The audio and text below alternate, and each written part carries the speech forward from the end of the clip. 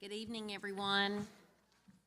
I'd like to call the meeting of the Board of Zoning Appeals to order. And we have 3 of our 5 members present. So I believe that we have a quorum, but I want to do a roll call. Ray? Here. Present. Nikki? Present. Pat Littlejohn? Present. And let the record reflect that Marlon Himes and Tom Utroska are absent. I just want to clarify, I believe that there has been a notification and a posting of agenda. Can we confirm that? Yes. Yes. Thank you. Thank you very much. Can I have a motion to adopt the agenda for today's meeting? So moved. Thank you, Ray. I'll second. Thank you. All in favor? Aye. Aye. Aye, thank you. We will now have the Pledge of Allegiance. I pledge allegiance to the flag of the United States of America and to the republic for which it stands, one nation, under God, indivisible, with liberty and justice for all.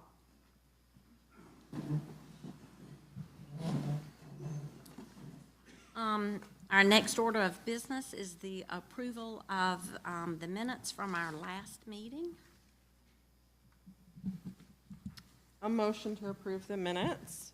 I would like to ask a clarifying question, please, for Kurt. Kurt, in the minutes, it says that we called the meeting to order at 7:45 p.m. and that we concluded at 8 o'clock, which I know it was a very short meeting, but I thought we started that meeting much earlier than 7:45. Do you recall? I'd have to go back and look at, there was a very late meeting for the BAR that night. It may have run late that night. I believe so. Okay. I can double check, though. Okay, and then also under the approval of the minutes, it says that we approve the minutes of May 13th, 2019. And I believe that we approved the minutes of December 12th of 2022. That's correct. That's an error. Yep, I'll make that So, correction. would you make an amendment to your motion to reflect those changes, please? Yes, I would motion for us to reflect the changes as stated. Do we have a second? Second. All in favor? Aye. Aye. Okay, thank you very much. Okay, so tonight's meeting is a little different than anything I've ever done before as a member of the BZA. As you all know, this issue came before us. Our last meeting, we had a lot of questions. There was more due diligence on the part of the applicant. And so what we determined, they were going to go back, do a little bit more work, and that the next time that we convene, this would be a work session. So that's what we're going to do for now, is it's going to be a work session where we have questions. If they have new additional information, we're going to do that. After that, we will take public comment, if that's the appropriate time to do that, and then we will move into the action item to deliberate and consider the request for the special exception. So just wanted y'all to know that's kind of the plan for right now. Does anybody have anything they want to add about how we're going to flow tonight? Pat, I'm sorry. If y'all could just make sure y'all speak into the microphone to make sure we capture it on the video and the recording, please. Okay. I also know that, I believe that the town attorney is here tonight. Would you please raise your hand? Sure, I'm right here. He is not here in an advising role, but is to help answer any questions that anybody might have, Carol might have. So we're good to go here. So what we're talking about this evening is the request for a special exception for a conservation subdivision. And I'd just like to open the meeting to say, give you all the opportunity as well as town staff to tell us, is there anything new or changed or clarified since our last meeting?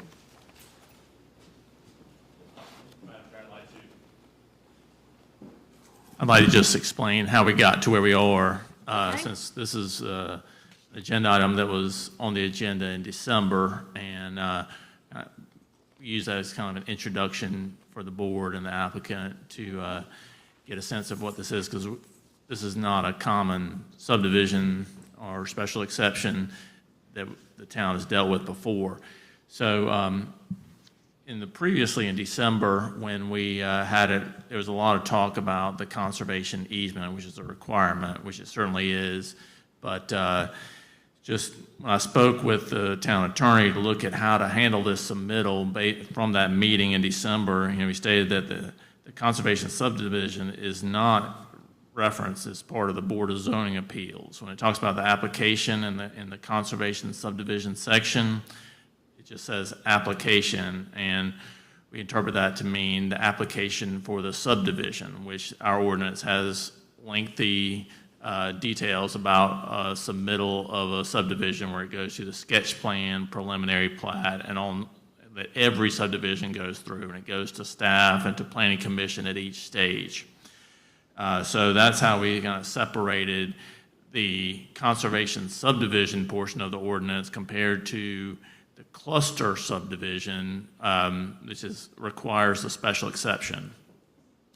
So that's what is before y'all tonight, is the requirements of a special exception as it applies to a cluster, which means all the lots are smaller in size and all kind of clustered together. And what that means is that there will be 50% of the property will be set aside permanently in accordance with the conservation easement requirement, in accordance with the ordinance. And but it puts all the lots in a concentrated area. And so it's up to the board to determine whether putting all those lots in a clustered area meets the special exception requirements. And I've given you all a checklist to kind of go through that, but I think it'd be worthwhile to kind of talk with the applicant, and then you get to that point, kind of go through those and see how it meets the special exception requirements. And again, just want to reiterate that if the board were to approve a special exception, then all the details of the conservation easement would then be submitted to staff and then prepared for the planning commission as part of a submittal of the application for the subdivision, just like any other subdivision. Is that more confusing or simplified? But that's where we are. I think that's good. Anybody have any questions about what he said? I just want to pause and welcome Marlon Hines. Thank you, and let the record reflect that he is in attendance. Thank you.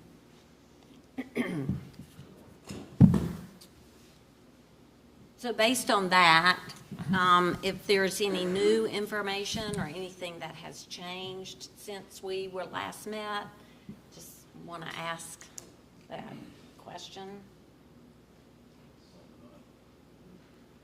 Is it on or not on? I can't tell. Please introduce yourself too. All right, my name is Blake Valentine. I'm with Pulte Group. I am the land acquisition manager for here in Columbia. So I was here at the last meeting, but I was not the one that spoke on our behalf. That was Chandler Roy, our director. So I don't think we have necessarily anything new to share other than what Carol just mentioned a second ago. I do want to make sure that we're all on the same page as far as clarity goes, and Carol may have covered it. I just want to cover it again. So the current D1 zoning allows for a certain amount of density, and that's 140 lots. That's based on 20,000 square foot lots.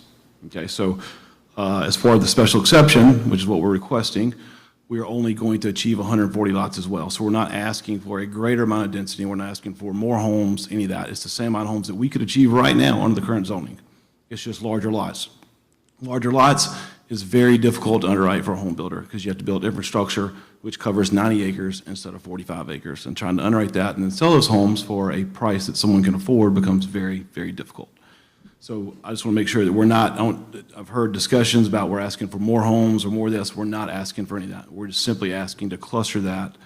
And of course, the land surrounding the homes will be put into a conservation easement under the conditions of the current zoning designation. Other than that, nothing's new. The land plan is the same that I provided y'all. Nothing has changed. Okay, great. And Madam Chair, what you have there is a sketch plan that shows the 140 lots, if they developed it in the D1 zoning by right today. And the second one is the cluster subdivision. And those are identical to what was submitted before, but just so you have the comparison. On the original one, for lack of a better description, it shows you basically building out, border to border. Would you be able to do that under that zoning classification? Probably not 100%. It would be, that's how we came up with the density, the 140, based on the 20,000 square foot lots. Once you consider, wetlands that may be on the property, any kind of stormwater retention, infrastructure, you're probably going to lose a few lots. And then that would then be translated, just like right now you're saying, oh, you can squeeze 140 lots into here. What if, when you really looked at the land and you said, well, it's really only 120? Would you say 140, and now you're getting 140 here, so? Well, for the calculation of the density, that's how we came up with that. Right. That's strictly a density calculation. What you can actually put on there under the current, zoning designation, or D1, is the 20,000 square foot lots. We assume that we can do 140, but until we get into the teeth of it and start figuring out what wetlands are there and what are going to be requirements from engineering, from runoff and things like that, it could reduce down some, certainly. But for the calculation of our cluster, that's how we were directed to come up with that. So if you were to later determine this would be only, let's say, 120, would you then change this to 120? Or are you just basing it off of this and you're going to go with 140? We're basing off of that, of what we can achieve, and going with the 140, and still giving 50% of the, Right. to green space.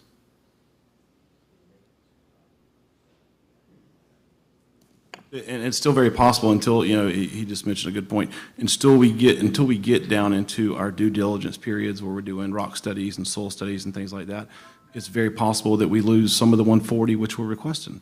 It could go down to 135, 132. We don't know. That's the purpose of our contracts, having 180 days of due diligence. It's a lot of expense and research to figure all this out.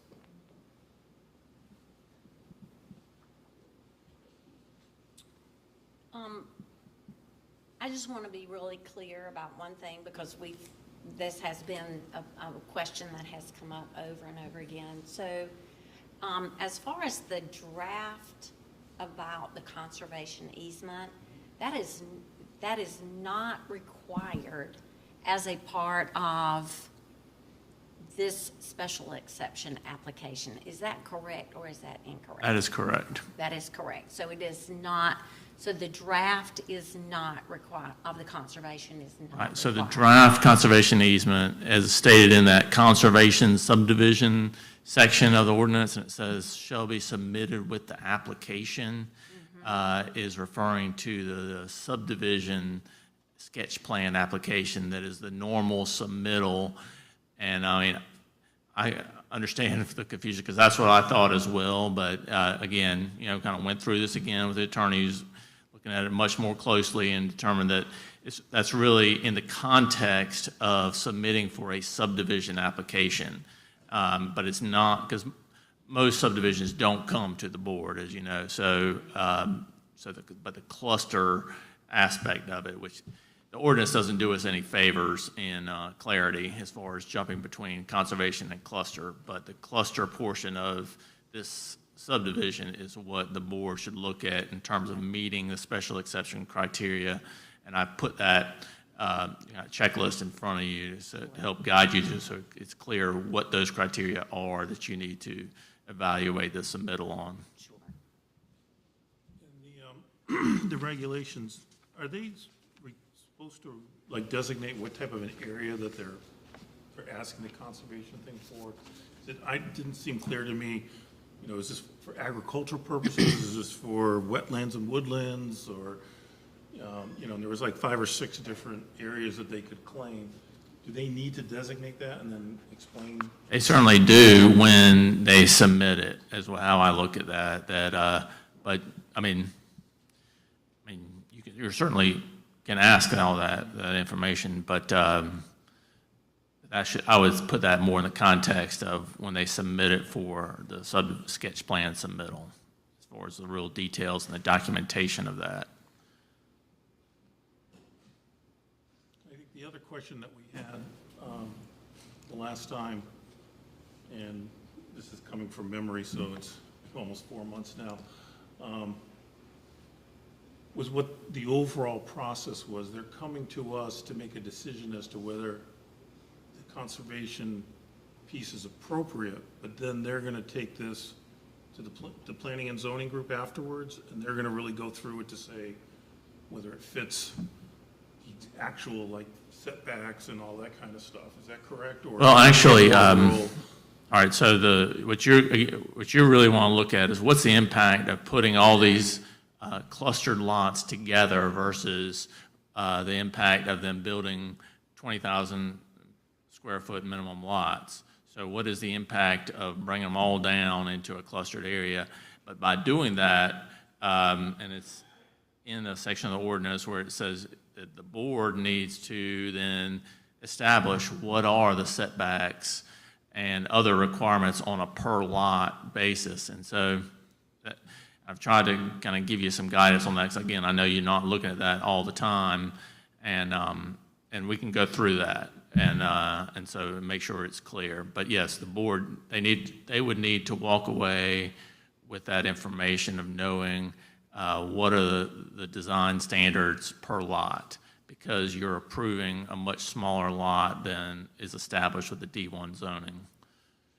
Now, is there a requirement that they put the same size house up when they shrink it down like this? Or are they allowed to say, well, we were gonna go with 3,000 square foot homes, but now we're only gonna put 1,500 square foot homes up to make them fit the lot better?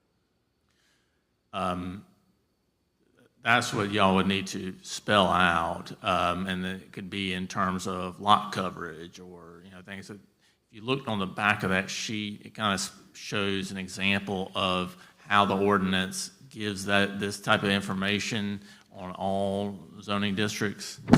And I just want to give this to the applicant as well. Sorry, in the meantime, too, if you, Commissioner or board members, if y'all can speak directly, because if you're not speaking directly, it's really not picking it up well, so, thank you. Thank you. And this is the sheet you're referring to, right? And he's also got something on the back of the handout question. I may have cleaned it up a little bit for, So could we I think walk, it's the same thing. could we walk through that? Is that out of order for us to do that? I just want to walk through what the new design standards would be. That's within the Certainly. scope of what we're doing tonight. That's correct. So, if we're looking at, and we can reference the memo provided dated May 11th, or you all have a handout in front of you that has questions on the front, and then flip it on the back. There's another one, guidance. So the first one is the minimum land area per single family unit. All right, let me just, sorry, interrupt you again, Mr. Madam Chair, but again, this is just an example. This is not something, I was just trying to give you this is what it looks like. And the reason I chose it is just because what they are proposing are lots that would fall into the R5 single-family zoning district. So this would be a good reference, I thought, for the board to be able to see, well, if it were zoned this zoning, what would the town say are the requirements? So again, all the numbers and everything on the right are just an example, but ultimately the board would need to tell them each of those criteria on the left, minimum land area, minimum lot width, minimum front yard depth, all those things all the way down, so they have some clarity. And these are the standards for the R5 design. That's correct. So if we could walk through that, would it be helpful for you all to know what they are planning compared to what is here? Does that work? It would be good to know exactly what the plan is with this new layout. And I'm not trying to interrupt the applicant, because they can certainly request something completely different, but I'm just giving y'all some guidance. Sure. Yeah, I understand. So the question is, what is the minimum land area? All right, so currently we have, the lots that we have planned, are 55 by 120, so 55 foot in width and 120 foot in depth. That is with 5-foot setbacks. That's in line with what Richland County has. That's kind of where we pulled these from. Now, keep in mind, though, as we go through this, as part of the D1 designation, I've got to put 50% of the land into a conservation easement. If I start increasing lot sizes too much, we're going to defeat the purpose here. We're going to Absolutely. run out of land. Right. So I've got to keep it in certain sizes in order to meet the criteria here. Right. I understand. I just want to know what it is. Yeah, 55 by 120. That's with front setbacks of 20 foot. Is that about an eighth of an acre, roughly? That's, I think, I don't have my glasses and I can't zoom in. On the land plan there, you should be able to, on the right-hand side, it should say the square footage of each lot, and they're all, in general, the similar. The sheet I have is much smaller, and I apologize, I can't pull it up. Are y'all able to look at that and see it? 0.15. 1.5, yeah, so it's quarter-acre lots.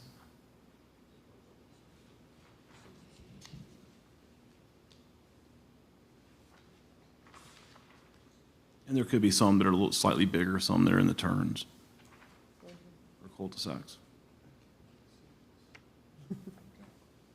But ultimately, the lot sizes are intended to be 55 by 120, 20-foot setbacks on the front and the rear. Okay. Are there going to be any lots that have a Second Street frontage? It doesn't look like it, but No. just for clarity. No. No, okay. The intent of the land plan, especially based on the requirement for the conservation and green space area, all the lots are backloaded to the woods, which is intentionally done. That was, worked with our engineer to make that happen and still achieve the 50% green space. Sure. Okay, good. Thank you.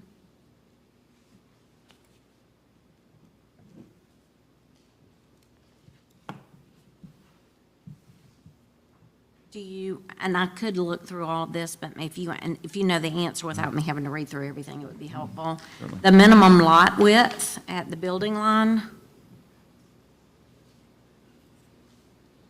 55 feet.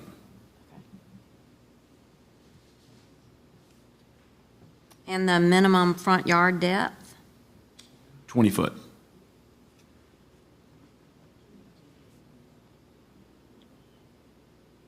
we know that's not needed, the Second Street footage.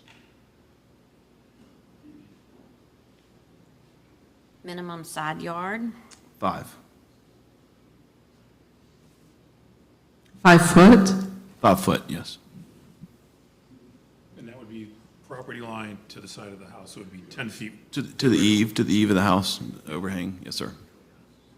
but it's 10, to your point, it's 10 feet between houses.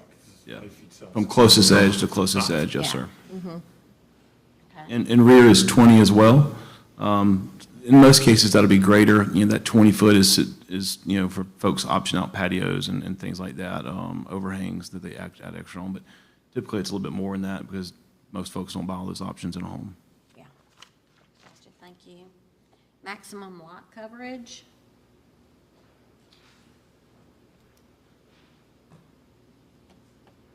Not sure what you mean by that. Well, this says permitted and permissible buildings and their accessory structures shall not exceed a maximum of 40% lot coverage. That's the context.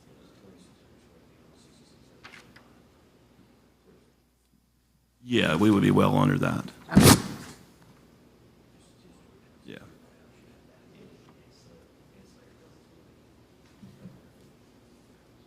For clarification for everyone else, you're talking about 2-story homes? Most will be 2-story homes. There would be a mix of some single-story homes in there as well.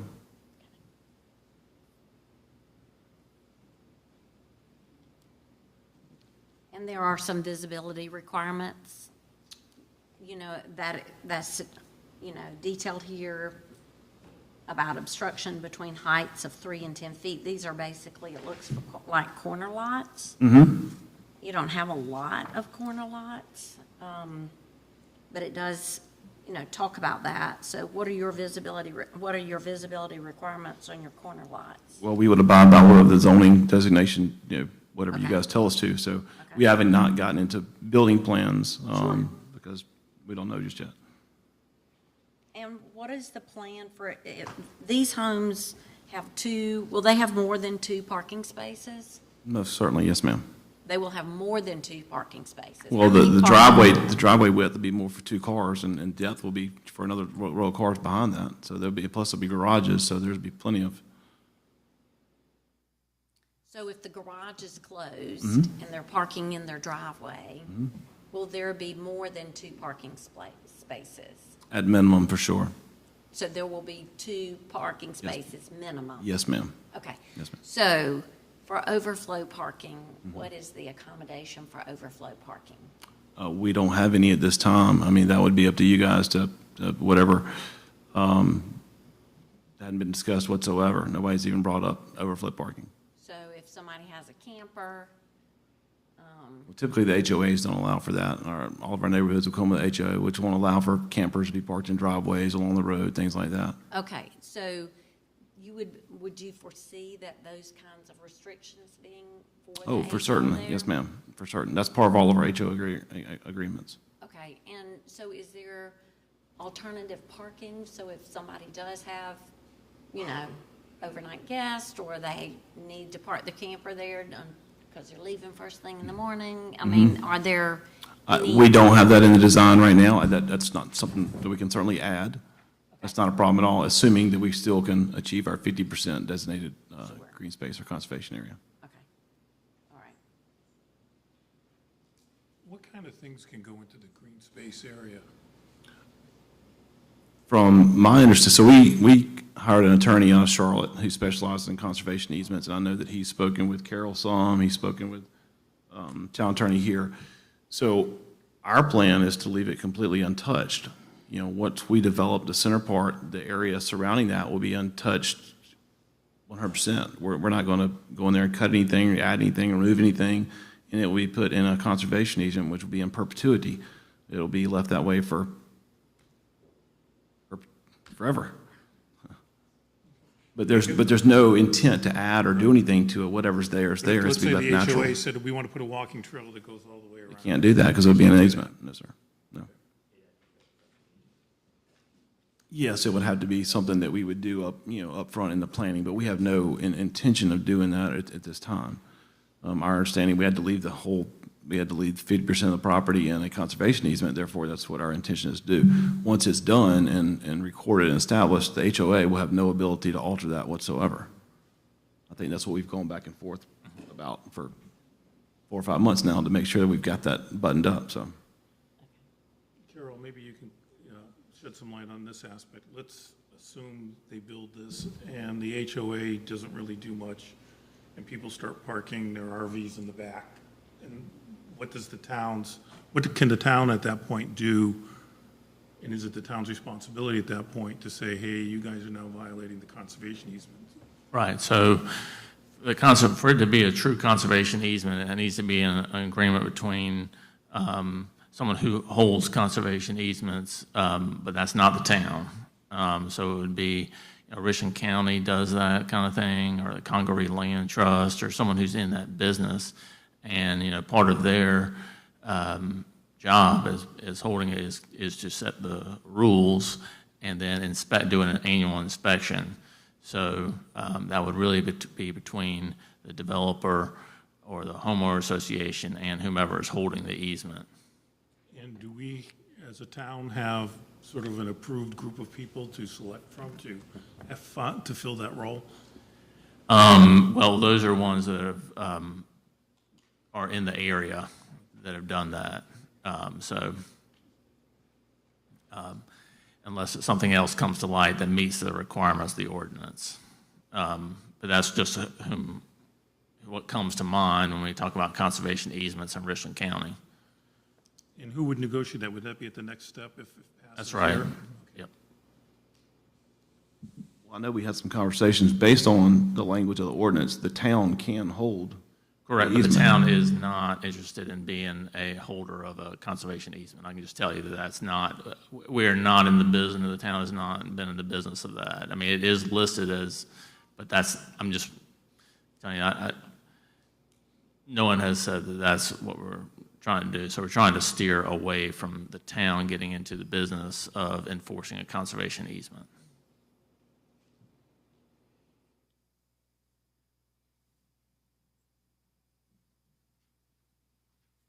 What kind of accessory structures do you think will be allowed on these properties? Typically, our HOAs don't allow for any.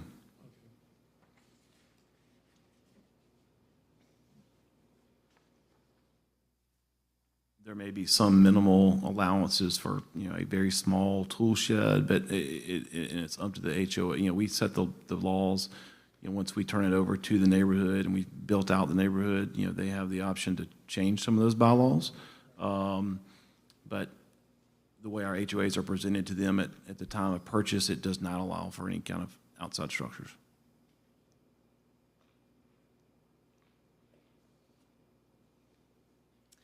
In reviewing the special exception overall, section 155.466, one of the main concerns or areas that are supposed to be addressed is the traffic impact, and this has been a concern for me. And I've been analyzing the traffic study that was done, and I wanted to know what the standard was for that traffic study, because it appears the traffic study was done at the two close residential roads or streets, and per the study, 65% of those people who would be living potentially in this neighborhood would head south on Wilson Boulevard, yet there was no study done on the already constrained Blythewood Road and Langford Road. And that's where my main concern is as a resident of Blythewood. When we assign these traffic studies, these guys, they're, outside contractor. We have no control we told them we're going to build the neighborhood and they design the studies. We have no impact or say so on how that's done. Carol, do we have any requirements for that? Because I don't think that the traffic impact is met for Blythewood if those roads are not considered in this. Right. So the town does not have much specifics on the traffic. It will require traffic studies to be conducted, but on the details of that needs to be submitted to DOT, and DOT is a DOT road who manages that. So it needs to be reviewed by DOT, not the town, to ensure, because we're just not traffic engineers and equipped to review it properly. And this is done by a company that works with DOT, Kimley Horn, so they're contracted through them. I do want to say, too, that traffic study was based on 190 lots when we first started getting in this, so it's actually down to 140. So the impact should be less, showing what it is. And Nikki, I understand your concern. I guess one of my questions is it's going to be the same traffic, whether it's a special exception or if it's built all the way out, and I don't know who says to that. I don't know, but I agree. I think anybody who drove here tonight knows that there's an increasing traffic problem here in Blythewood that we're all concerned about. I like where you were going with this, Nikki, so I want to continue down the criteria to meet a special exception and just some of the other questions that we'll need to address when it comes to taking action. And the question is, how does the cluster subdivision affect vehicle and pedestrian safety? So could you address what you've taken into consideration in planning for that and for this? And what have you done differently because it is a cluster versus a regular subdivision to address vehicle and pedestrian safety? Well, I don't believe that there is just a ton of pedestrian traffic walking them down Wilson Boulevard, at least we. No, I'm talking about within within subdivision. the subdivision? Well, I think that we've done as far as the entrance to the neighborhood, we set that back, to make that, you've seen neighborhoods, we've got houses built all the way out the very front entrance. It's just unsightly. We've done I thought we did a pretty good job of setting that back through there. As far as the pedestrian traffic to the neighborhood, I mean, it's not gonna be any different than any other neighborhood. There's sidewalks throughout the neighborhood, so that will incorporate for the, friendly pedestrian traffic. Outside that, I don't know what are considerations we should consider when you're asking me that.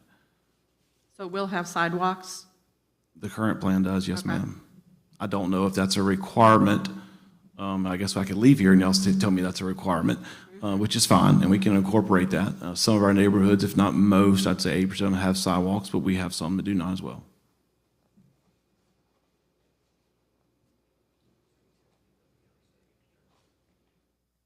That's great. He did make a good point. We have to build the streets to county standards because we ultimately turn over to them. So whatever the county standards are, just how they're constructed.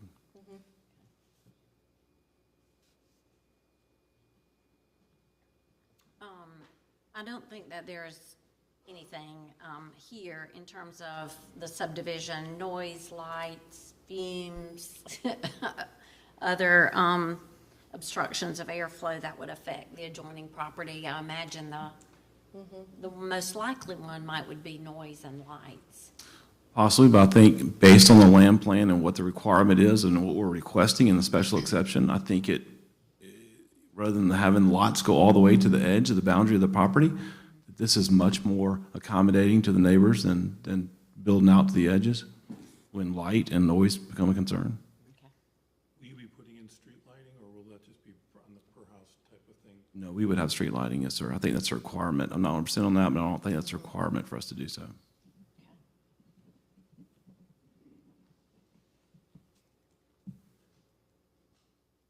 But you're talking about, I don't know, 15-foot poles with your standard little decorative little square light, not like mass floodlights or anything.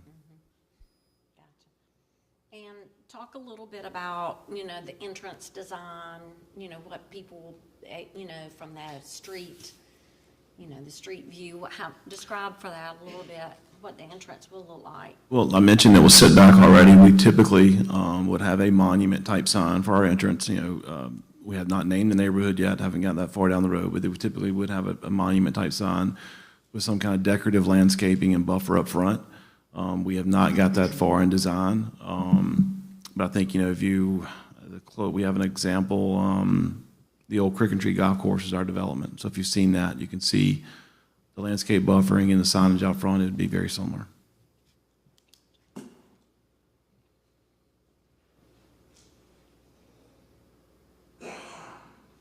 I don't know that this applies, but I'm going to ask it anyway. What is the orientation and spacing of improvements of structures of the cluster subdivision?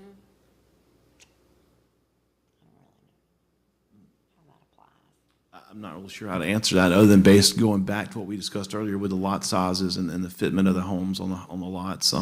There's no other, we don't have an amenity plan for this neighborhood or a clubhouse or anything at this point, so it would strictly just be the homes based on the lot and setbacks that I provided to you earlier. Okay. And I think we've kind of gone through these design standards that will apply to the cluster subdivision.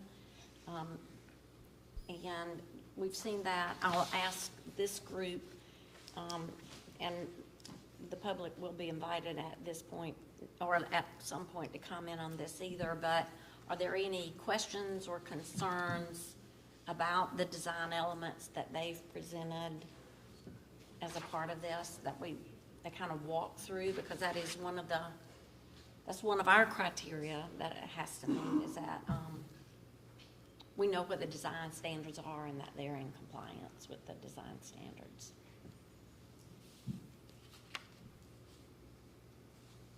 Are there any questions, concerns about that?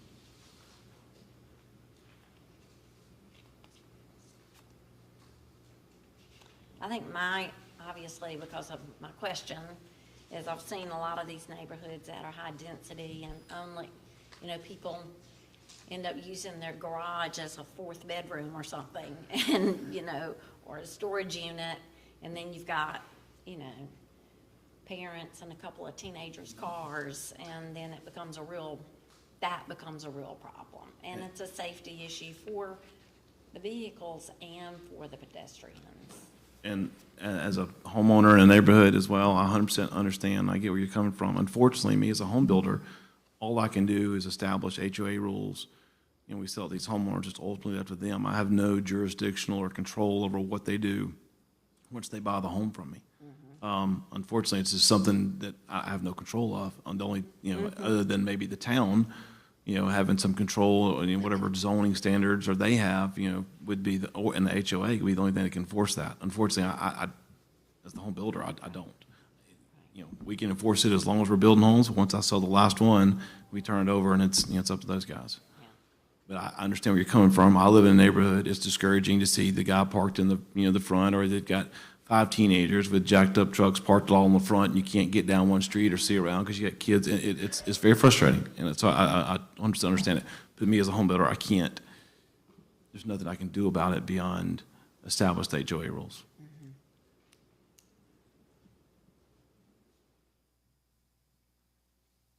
Do you all have any other, I will give the folks who've been sitting here patiently listening an opportunity to ask questions of either us or you all.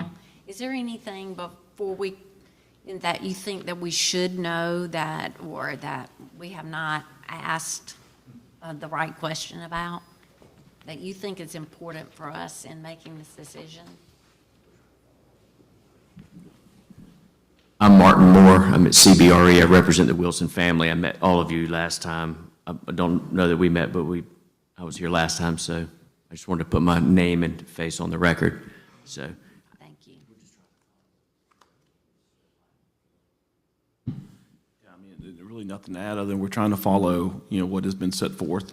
We think that we've put something together that really fits much better than what the zoning would allow me to do now. The buffering around it, I think, is more, not say generous, not a good word, but I think that's more advantageous to the bordering landowners. And I know there's probably several here, you know, and their concerns about, you know, having neighbors close to them. They moved to Blythewood to live in Blythewood and have some open air, and I get it. And I think we're accommodating as best we can based on what the special exception allows. You know, as far as, you know, I don't have answers for you on what the homes are going to look like at this point. You know, we don't start spending a lot of money until we get deeper into this, and we've been in limbo since then. We signed this contract in September, October, you know, so we were here in December, and here we are in May, you know, so we're ready to get started on it and ready to start spending that kind of money. And I guess we will discuss, you know, the architectural standards and things like that as we get deeper into planning commission. And am I right in saying we have to go before the design review board or the architectural review board? Is that correct as well? Actually, a single-family residential does not go to the design review. Is there anything y'all want to, I'm going to ask for public comment unless there's something else that you have questions. Are you good? Y'all good? Okay.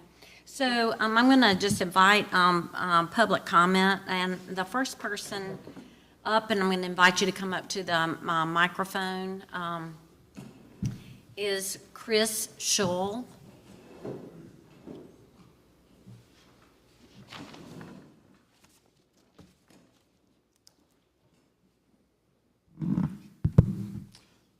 Good afternoon. How's everybody doing? Good. Good. My name is Chris Schull. Too close to the microphone. I live at 6 Cross Ridge Court, Blythewood. My wife and I have lived in Blythewood for 20 years in Oakhurst subdivision. I've been a real estate broker for 22 years in the Midlands, and I've actually done quite a few development deals in the 90 to 150 acre range. So I'm very familiar with what we're looking at here. As was just acknowledged by the board, we already have a horrendous traffic problem, especially at Wilson Boulevard and Langford. I think what people don't think about is the fact that we also have first responders that have to use that same intersection. The fire department is just a few feet down the road. the police substation, our sheriff's substation, has to use that same, and that's a major thoroughfare. I just did my own traffic study on the way here before 5 o'clock, and it took me 2 changes of the light before I could turn left, and I'm not even in peak hours yet. Fire trucks are no different. Yeah, people get out of the way eventually, but that's an issue. Besides that, if we go and add a potential additional 280 vehicles daily, and I think it'll be way more than half of them that go through that exact same intersection. They're not going toward Ridgeway. They're coming out toward the interstate. That's the way they're going to go. Being that Could it be because this microphone is on? Being that I'm familiar with the topography that we looked at, I've studied it, and it is my opinion there's no way they will build 140 homes there if we keep it at this current classification. I think that's the reason they want to cluster them and do them this way. Okay? I'm not against anybody having profit. I think everybody should have profit, but we put a master plan in place. I mean, like I said, I've been here for 20 years to keep things controlled and managed. And that includes traffic and infrastructure, because we don't have the infrastructure, we don't have the roads to do what they'd like to do.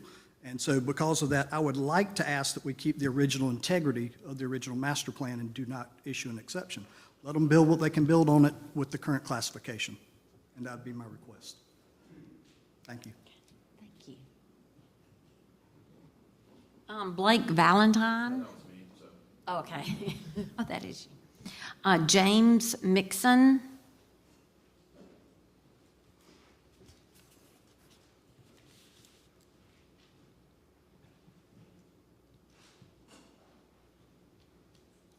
My name's James Mixon. I live right up the road, less than a mile, 124 Gunner Circle.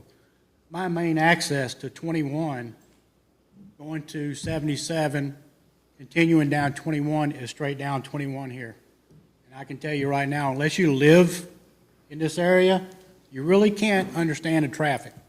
I advise you to drive it one day between 7:30 and 9 o'clock. And then you can make a decision whether or not you want to approve a subdivision with 140 people. That's just one person living in it. It's going to be 240 plus, because I'm sure there'll be high school kids. Kids don't ride the bus anymore, they drive cars. So we're talking approximately 300 cars every morning leaving that route, that subdivision, heading to 21. And until you fix the Langford and Blythewood Road problem, not down to 77, but right there at the 2 lights, you cannot even approve the subdivision with the 140 people. And I agree with the previous, the consolidation of the lots, making them less dense or more dense, is because of the ability to build on the rest of the property. It's more advantageous to not cut the trees down, level the ground, and to develop like that. So I know exactly what the purpose of the development is right now. We don't need a development. Survey was done. 2 main problems with Blythewood: growing too fast and infrastructure is not good. And I would hope the council looks at that and understands those 2 main problems that we have nowadays. And the second thing is north side of Blythewood, rural. Commercial, industry, rural. We are now encroaching on the rural part of Blythewood now. I live on the town limits. I cannot vote. I cannot run for office. And I think that's another thing that the council should address is Blythewood is open all that up to non-Blythewood citizens, so people who really live on the land of Blythewood can help make those decisions officially. So that's why I would request also that y'all think about that. I can't run for office. I can't vote. I live on the town limits. I probably live closer to the town center than most everybody else in here, other than a couple exceptions. But I can't vote and I can't run for office. So I think overall, we don't need that headache right now. It hasn't been approved. You don't have to approve the density or anything. We're still trying to approve the building of the subdivision as a whole, one way or the other. That's the way I understand it. You can still say no. Everybody says you can't stop progress. Yes, you can. You say no. That's all it takes. Thank you. Thank you. Janet Timms?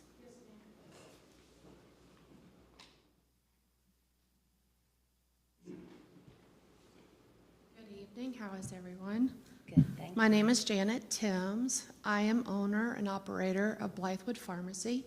So not only do I own a business in the town, but I also live in the town. So I think my husband and I are the only owners that actually live within the town limits, excluding anything that was annexed in. So I'm here for two reasons. One is, yes, we want growth in this town. As a business owner, of course, I want more patients. I want to be able to take care of patients and provide the best care for them. But I do not want it to be at the cost of also the other part of my life, which is enjoying rural Blythewood, or what's left of it. And yes, as the gentleman mentioned, we move out here to have space. Yes, we do move out here to have space. I have 15 acres that's adjacent to this property. And so I would like for that area to stay within the town ordinance, which is, of course, it's not going to be 15 acres, but I would like for it to stay at the current ordinance of no less than 20,000 feet per lot size. That was voted on several years ago, and even though the requested property is approximately 50% wetlands, I don't think that should exclude or give them a reason to have a special exemption. The town already encourages the use of a conservation subdivision design on all suitable land in and around the town. It already states that. It says if you're going to build a neighborhood, then you should consider the greenways and things that can be established in the neighborhood. I think their proposal and their plan lacks additional and extenuating information. I would ask, please, that the council should not divert from the town ordinances and the stated goals of larger lot sizes. And please listen to the voters' desires for a sensible, stable community and town development. There are 3 items that came up this evening. At a previous meeting, a question was asked about road parking that Ms. Littlejohn spoke of, and the developer stated if there were someone parked on the side of the road in either direction, could another car pass? And the answer by the developer was no at the current build design. At a previous meeting, concerns about how the conservation easement would be managed. It was not answered, and it still is not answered, and they're deferring to the town to manage that. So they want to develop it and put it in a conservation easement, but nobody wants to manage it, let alone the HOA would probably most likely be incapable of doing so. As stated by Councilman Ms. Schaffner, the traffic study remains incomplete, and I believe the council asked for a completed traffic study. And in summary, to me, in my personal opinion, this developer wants the town to fix all their problems that they're going to create by building this cluster neighborhood. So I would ask that you please vote no for the exception. Thank you so much. Thank you. Martin Moore? Okay, gotcha. Certainly. Bob Gay? Madam Chair, can you get each speaker's address, please? Sure, Is it or for them to speak for it on the record? Is it written on the paper? yeah. Okay. Okay, and Mr. Gray lives at 126 Old Gunter Road. That's right, and it's Gay, G-A-Y. Bart? G-A-Y? Yeah. Like in happiness. Yes, got it. And I wish happiness to everybody here, and I appreciate you taking the time to indulge my comments. I'll try to stay within 3 minutes. Probably my health condition will require that. Whatever I have to say, I don't have any intention to disparage Pulte or the current landowner. Pulte has not a disreputable corporation. It's not fly-by-night, so, but I have a concern.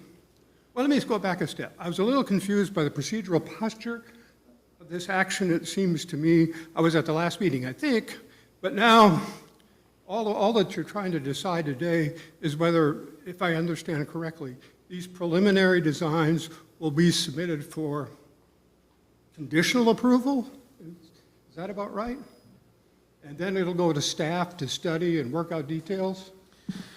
So if the board were to grant a special exception, then it falls into the category of just whatever every subdivision goes through, with addition of a conservation easement and all the requirements associated with it.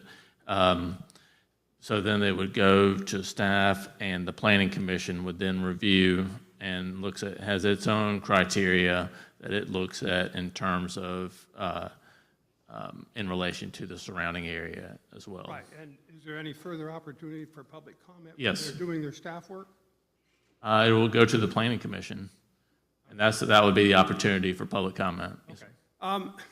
Here's I might have a lot of the concerns other people have mentioned, but based on my experience and 77 years of, well, you can drop off the first 20, but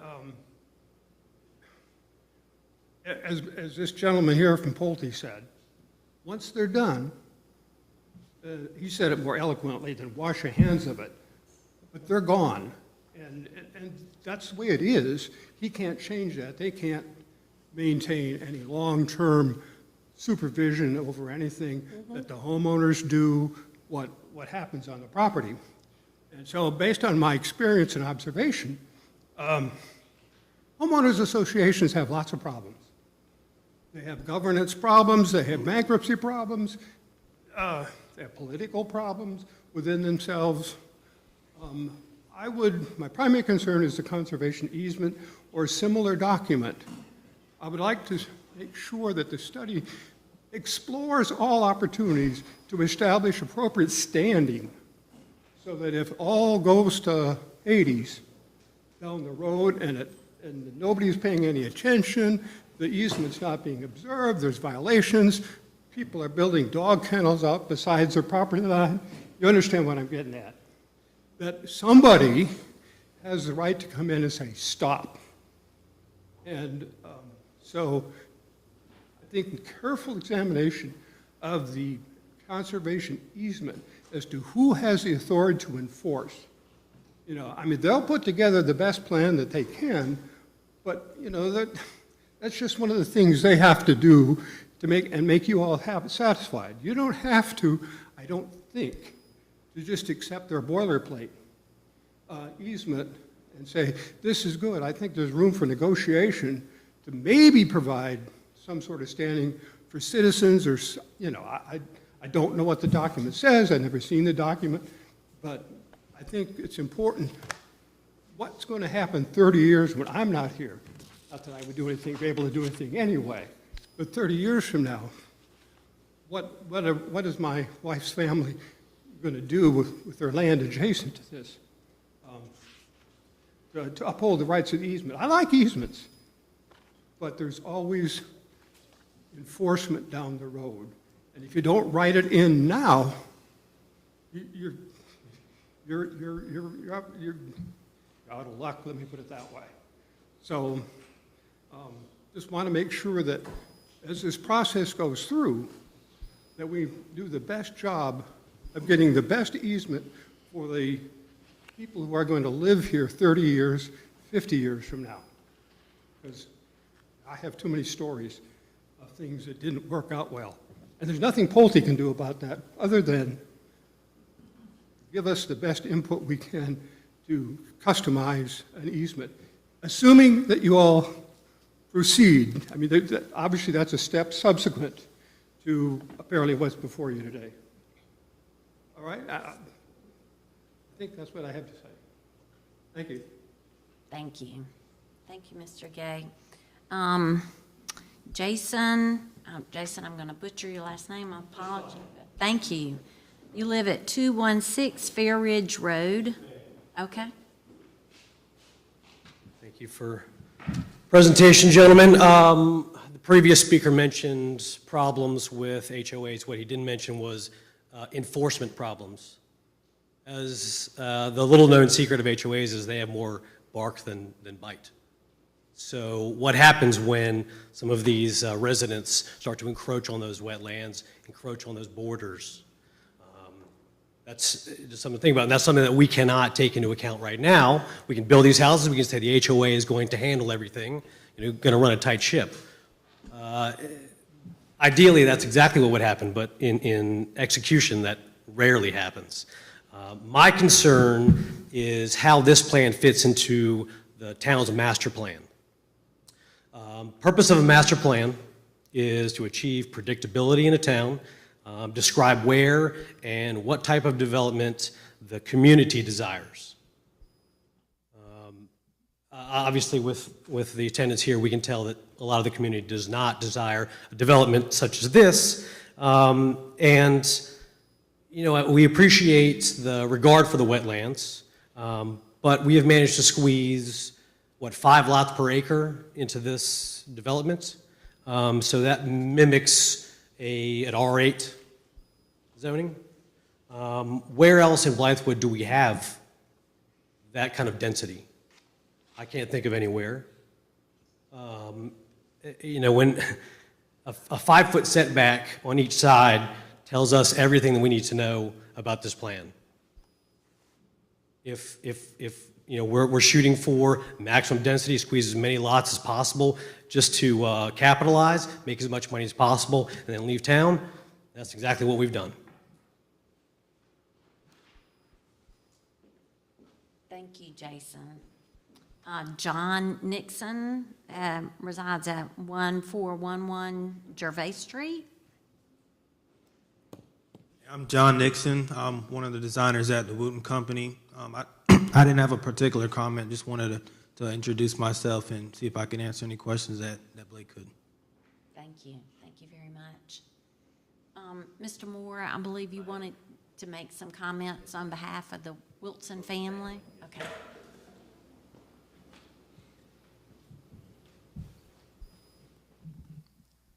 I'm Martin Moore with CBRE. I represent the Wilson family, and many folks may know them. They're the Wilsons of Wilson Road, and I wanted to make a comment on their behalf, that some statements that they wanted to make sure were put in front of you all, that we're on the phone today with Stan and John and Jean, and they all grew up here and moved off to other places, but they still care about Blythewood, and they've been actually pretty encouraged that there would be such a large area of the land that would be left in the conservation easement. So just some points that they wanted to make sure were in the record, that everybody was aware of, that owners and developers have legal rights that must be honored in this process. And this is the Wilson farm, their family home place, that is important to Blythewood, important to them, but it's also an asset to the family, so they have rights in this process. The BZA has a zoning ordinance to follow in making your decision. There are rules that you are to follow when you're making your decision. The Wilson family believes the application meets the ordinance requirements, is not changing the use of the land, is rather adding the value of the community through its conservation features that Blythewood provided in the ordinance. That this application is made by what's in the ordinance of the town. That personal views on what the members would like are not relevant to this decision. This is what's relevant is the project and the ordinance. And to validate the BZA process, they would ask that any dissenting vote be explained by identifying what requirement in the ordinance was not met. They're not here, but this is still important to them. They believe they have tried to do something good for Blythewood while trying to look out for their family. So they would just like to make those comments in tonight as this process proceeds. Thank you. Thank you. Thank you for that on behalf of the family, Wilson family. Carol, I would like to ask one question in terms of process. If this moved forward and went to the Planning Commission, and then the Planning Commission gets it and has some concerns about things that it normally would have concerns about in a subdivision development, whatever that might be, or if they had some concerns about the ongoing management, if you will, of the conservation piece. Could that be stopped at that point? Could that be disapproved at that point, and that the project would not continue going forward? The Planning Commission does have several items associated with the subdivision where they can put on extra requirements or conditions associated with things like traffic and open space and things like that. So that is certainly built into their ability to review and have input on the subdivision. And then your question about the management of the conservation easement, I mean, that is obviously a critical piece of this. And so, I mean, generally, conservation easements are held by organizations that are normally dealing with conservation easements, and that's the way, I mean, I would recommend to the Planning Commission. I mean, that's what I would, it needs to meet the requirements, and it needs to be, you know, solid, that this is not just an organization created for the purpose of reviewing a conservation easement, but rather this is someone that has been doing it for many, many years and is very familiar with that. So it's not going to be something that just, I mean, that's a critical part of the review. Okay. Sure, please.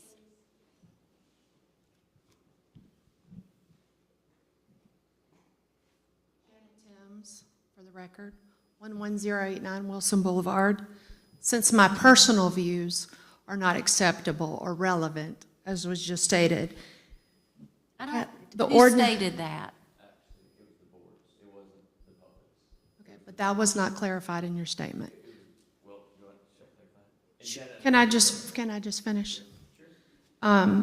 Ordinance section 153.153 clearly states the developer applicant shall provide a completed application which includes a draft of the conservation easement, which includes, have we seen that? Do we have that? So that's, do you want me to answer this? Yes, please. Okay. So that's what I'm referring to when it says the application. This is kind of the clarification to how we got to where we are tonight, is that we interpret that to mean the application for subdivision, which goes to the Planning Commission. There's not a reference to a special exception in that section. But I mean, I understand the confusion and the lack of clarity on that. A council member that I've been in contact with said he's yet to see a completed easement, and he doesn't understand how this can be approved. The BZA can approve this without such item. I'm just following up to that.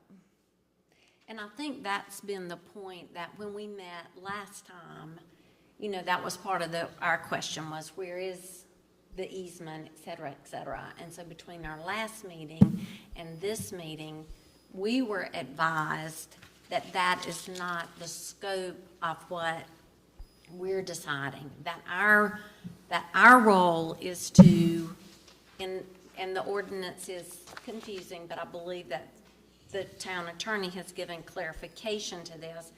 Our scope is voting on the special exception for the cluster subdivision. Again, I disagree with that. I think the town plan should be upheld. There was a reason they worked so hard on that, and I do not agree that the lot sizes should be changed. Thank you. Okay. Yes, ma'am. Thank you. Certainly. Sure. Sure. James Mixon, 124 Gunner Circle. Has there been any approval on this subdivision so far? As far as they can build today if they wanted to, by the current standards, other than the consolidation of the lands? Can they start that now? Has anything been approved yet for this subdivision to go? Okay, so what has been approved is the zoning district of D1. Okay. So then they would submit to, just like anyone else, any other subdivision, submit a sketch plan to staff that meets certain criteria. Obviously, the Planning Commission can't say, no, you gotta have smaller lot sizes than what's, I mean, or, yeah, you can't have smaller lot sizes than what's allowed as the minimum lot size. But it still goes, they have by right ability to do today, submit that and build in accordance with the D1 zoning district. But this is the route they've chosen. This is an alternative in the ordinance, and so this is just the first step. So that's where we are. So there has been no approval on this yet. You're not just approving a consolidation of residential property. You are approving the development of the land by approving this, what they're asking today. Okay? And another question is, who pays for the easement management? Okay. Town? Do you want me to answer that? Okay. All right. So again, you're approving the special exception, the criteria. Are the special exception criteria being met by what is being proposed? But for the subdivision itself, it requires planning commission approval. And then, again, the easement and the management is between the landowner and whoever is holding the easement. So who would be the landowner at the time? Is that the homeowners association, or is that the individual residential landowners? Or is that the contractor that develops the land? Or is that the town that the residents limit that they fall in? I understand what you're saying. I think it will be the landowner or the homeowner association between them and the whomever is holding the easement. Well, there's 140 pieces of land. So when you say landowner, who do you I'm mean? talking about the 50% that's set aside. You're asking about who's managing that, yeah. So land management for the wetlands, they don't do that for free. So somebody has to pay them to manage that land. Who's going to pay it? And when they're not paid, who's managing that land when they're not paid?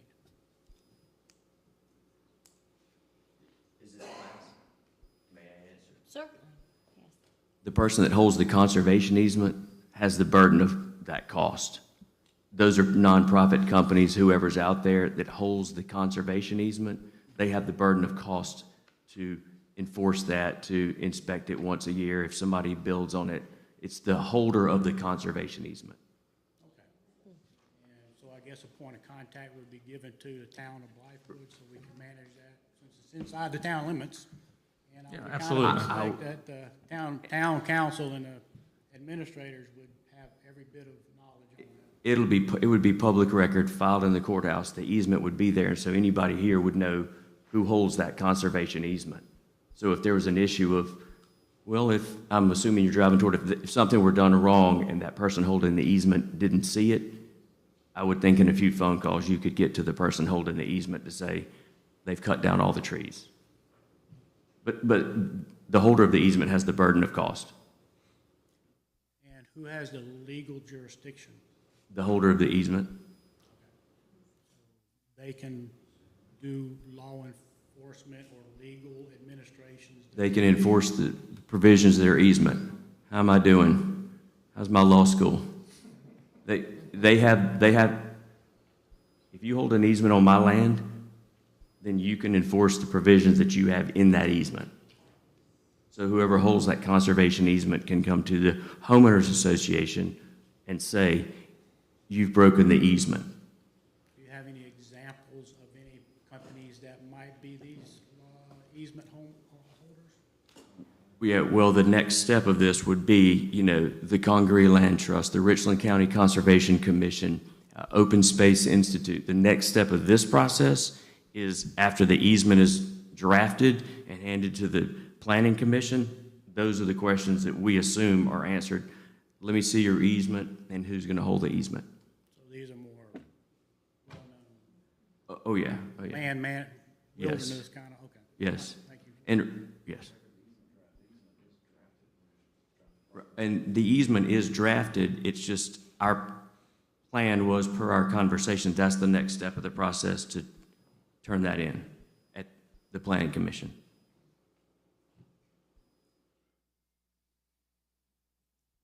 May I address one more thing? Sure.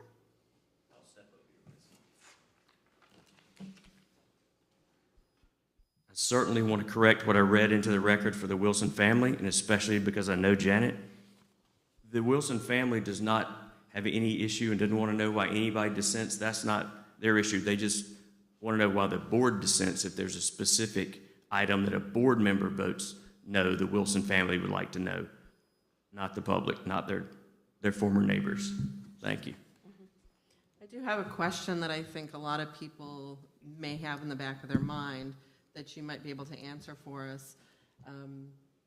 With regards to whichever plan is agreed upon, it's not, I'm hoping that it's not necessarily a factor of the property being sold. I think it has already been sold, is that correct? No, it is not. The Wilsons still own it. It's under contract. It is not closed. Okay. So depending on the decision we make, it could impact the sale of the property? Yes.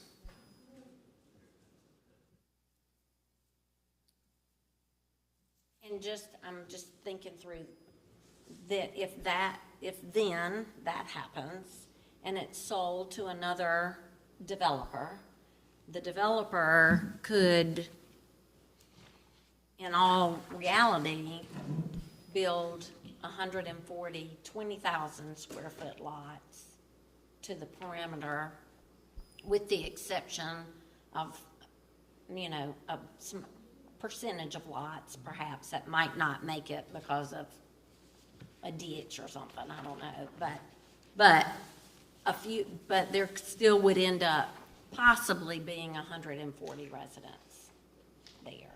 Correct. It might be difficult to accomplish that. And I know I've heard wetlands mentioned several times. We have done a preliminary wetlands flagging on the property. It is very, very minimal wetlands. There's a couple of jurisdictional streams at the very top of the property, which we are not even impacting. So to answer your question to a greater extent, yes, you might not get 140 lots, but you're going to get darn close.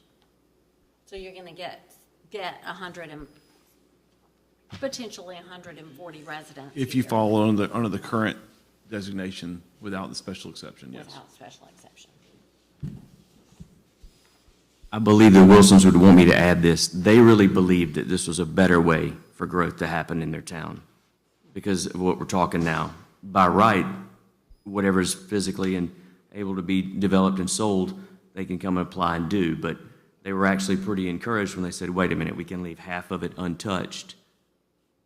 They believed that was better for the town. There may be differences of opinions, but I think it's important for you all to know they did find that encouraging, that they were doing something different than by right.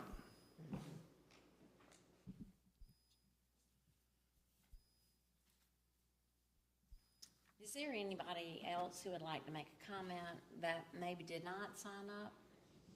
Yes. Certainly, please step up and give us your name and your address. Yes, my name is Joe Trapp. I live at 119 Howell Road, just north of the town limits. I've worked in construction for all my life. Last 20 years, I spent a lot of time in residential construction. My biggest concern with packing homes in this area like we're talking about is the fact that we've already addressed traffic, but realistically, infrastructure is a big deal. I'm a member of the school board now, and I have to go to Sand Hill Mall many times during the month now. We spend a lot of time in meetings. And getting from my home to Sand Hill Mall is a nightmare. It takes me 45 minutes to an hour because meetings are at 5:30, 4:30, things like that. Right up here, turning left on the Langford Road off of Highway 21 is almost impossible. Before we add all these extra homes, and by the way, I want to point out, I can't think of any reason anyone living in that area would ever head north on 21. There's nothing in Ridgeway. There's nothing in Fairfield County. Everyone is going to go through the town of Blythewood. Every husband, every wife, every teenager. Okay, we're not going to have 140 cars. Okay, we've already established that, I think. The reality is, until we can figure out a way to increase the traffic flow through this bottleneck that is the intersection or the 100-foot strip of pavement between Langford Road and Blythewood Road, we need to be very conscious of what we do on this side of town. It took me, the other day, it took me, I think, 5 cycles of the light to make a left on the Langford Road. That's just unacceptable. There's no reason that the residents in this area should take 10 to 15 minutes to simply go 100 feet down Highway 21. I realize the town can't do anything about that when it comes to the actual infrastructure, but you can do something about what we're talking about here today, changing these. And let me just point out, too, like I said, I've done residential construction a lot for the last 20 years. I've worked in virtually every subdivision in this area, and I've worked with a lot of developers, specifically with a lot of builders. And I'm not suggesting anybody in this room would fall into this category. I don't know anyone here. I'm a very busy person. I haven't had time to look into this. But as a general rule of thumb, builders and developers make decisions based on money, purely money. I'm one of the people that has went behind the developers in particular to fix the infrastructure problems with sewer lines and things like that. I don't know what motivates, like I said, anybody here tonight. I did find it disheartening that the sale of this land by the Wilson family might be contingent on the decision you make tonight. I can't imagine that information not being intimidating to the people making these decisions. And I would encourage you as public officials to do what you think is right and not be intimidated by someone telling you you have to tell them why you say no to something. But I would really encourage you not to allow this dense occupation of this land. If they could put, I firmly believe, this is my opinion, if they could put more homes on the land, they probably would, but the whole conservation, the 50% being set aside, wetlands and all, if it's wetlands, you can't build on it. You know, just really think about what's going on here and think about the money that's going to change hands and think about the residents and what we really want to see. I appreciate your time.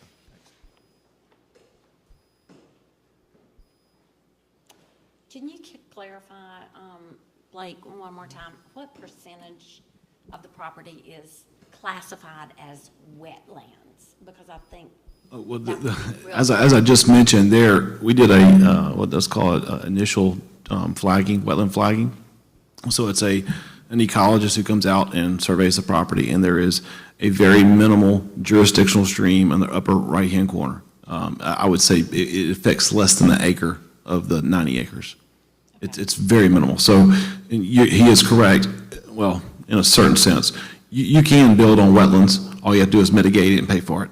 The Scout plant, which is, everybody's heard about the Scout plant.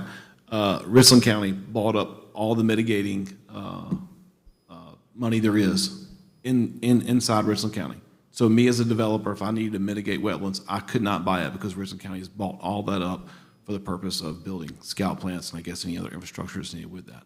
So you can build on wetlands, but this property in itself has very, very minimal. It wouldn't affect a land plan to a very small degree.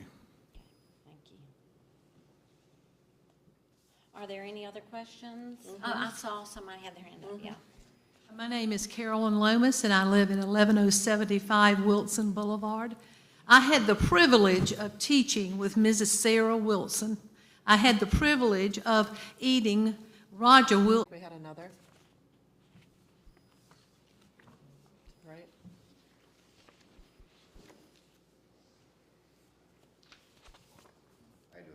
Charles Boyd, 119 Pine View Church Road.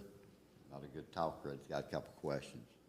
What are the utility plans for this as far as sewer, water? I live, like I say, right behind that property. And I know there's rumors I'd heard a while back about the sewer system coming from Fairfield County. What are the plans as far as that? Is it going to come down 21?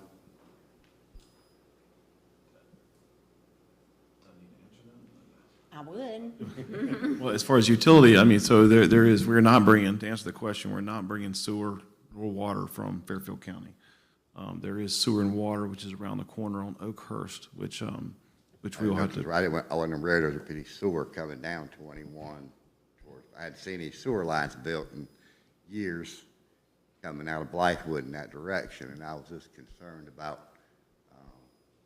where's it going. I mean, I've got a pond, I've got a spring, things like that on my property, and I'm kind of concerned about the turn. What's going to happen if it's not being told? I don't think there's any kind of secret. I mean, we would use Richland County Utilities, and we would have to bring them down the easements of the roadway to the property, but there's nothing. So it would come out of Blythewood, it would come Yes, sir. down 20, down 21? Not down 21, but more up, come from Oakhurst. From Oakhurst. But none of that would have any impact on your property. That direction? No, sir. Okay. And this is all driven by Richland County and the easements that they have along the road right away. Right, okay. Want to clarify?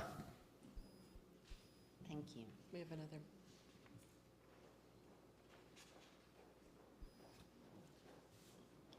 Hello, I'm Cindy Schull. My husband had to leave. But the developers are using the excuse that they could build 140 homes there regardless as the reason that you should approve this special exception request. However, by their own admission, they're going to pull out of the deal if you don't approve it. I can tell you, because I own a lot right where that bottom cul-de-sac is. I live at 6 Crossridge Court. I own 5 Crossridge Court. That's wetlands. There's water running through the back of my property. So I don't see how they can say it's less than an acre. Thank you. Let me clarify. We never said that we would pull out of this deal. You asked Martin a specific question. Does it jeopardize the sale of the property? Most certainly. As I mentioned earlier, you start trying to build 20,000 square foot lots and run the infrastructure through the entire 90 acres, that becomes extraordinarily expensive. And then I have to place a product there which will sell. So I go from selling a $300,000 home, $400,000 home to a $600,000 home. Well, the town of Blythewood policeman, I doubt he can afford that $600,000 home. The school teacher down here at Langford Road, I doubt she can afford that $600,000 home, but she can much more closer afford the one that's in that lower price bracket. So are we a for-profit company? Of course we are. We do. That's why we're in business. That's why IGA sells steaks. That's why the corner store sells gas. We are in this to make a profit. So I don't want that to mean that, I don't think that's an evil thing, so. All right. Certainly. I'm sorry, I didn't hear your name. Ron Perryman. I own property in front of this, and own, along with my father, all the property that's up the side. We developed Oakhurst subdivision many years ago. So you're talking about sewer. So is there going to be a pump station at the bottom of this? Yes, sir. And it's going to pump to Oakhurst Road?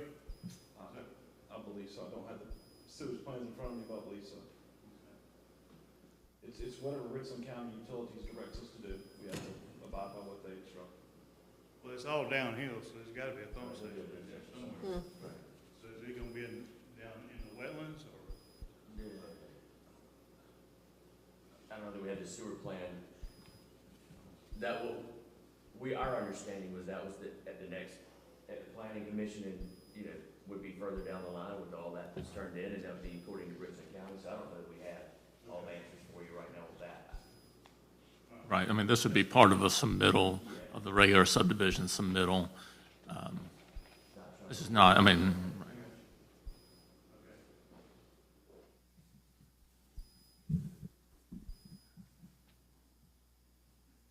Are there any other final comments? All hearts and minds clear? I did have an additional question that I wanted clarity on, looking at these plans, and I'm not really sure what the basis of them are, but it appears that there's stormwater ponds kind of written in both of them, and the one where you've got the easement, the conservation easement appears to have stormwater ponds that are almost twice as large as those in the smaller one, and I was just, or in the one that meets the D1 outline. What are those kind of based upon? Is that the water, maybe a water study that you had done, and why is one larger than another? Because in my view, if you kind of had the same size retention pond in both of them, that you would have probably 120 homes that could fit on the D1 plan versus the exception request? That would be a question for my engineer. They're the ones that design that. I have, a lot has to do with slope and grade, the levels we bring the property up to, the levels we drop the property to, but that would be 100% question for the engineer, which I cannot answer. Okay. Yeah, that is true. And, we say ponds, sometimes those are considered dry ponds for any excess. Most of them don't stay wet consistently. Drainage is already established for them, but I could not answer why one is one size compared to the other. It strictly, I'm sure, has to do with the impervious runoff that's produced. Interesting, okay. Okay. So at this point, I think that unless there's any other questions or comments, that this board needs to address the special exception requirements. And so we need to be quite thorough and explicit in the scope of what we are to consider and we are to vote on. And so I'm referencing the special exception. B, that we consider the following factors in determining whether a special exception should be granted, and in addition to specific criteria in the district regulations. So the first question is traffic impact.